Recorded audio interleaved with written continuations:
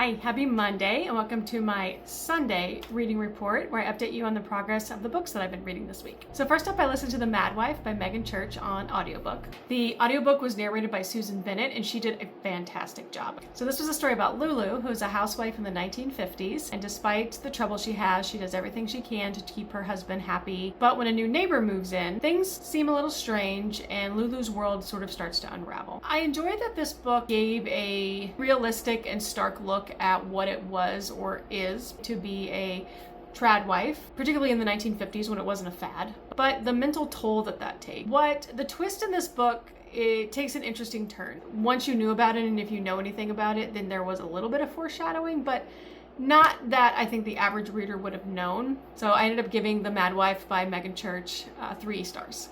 And next I read Hunchback by Saou Ichikawa. This was part of the Anti-Brainrot Reading Challenge's June Fiction Book Club pick for disability awareness. I don't even know what to say about this book. Things I like. I like the disability rep. I like that she described and told us about her disability very frankly and upfront. Things I did not like about this book. The disabled character does have everything at her disposal. Her parents left her with a bunch of money. She has all of the technology and everything at her disposal. I think that is probably not a great representation of what most people experience that have a disability. I did feel like that just made everything in the story a little bit easier. That being the case, part of it I think she's a little bit bored. Part of it is I think there are a lot of experiences that she is not able to have with her disability. There's a large part of the book that filters on the intimacy aspect. She lives sort of a secondary life online. She's a journalist, so writing articles about things that are very explicit. I wasn't really sure what parts of the story were real and not. So I may just have to do some more background reading on it, but I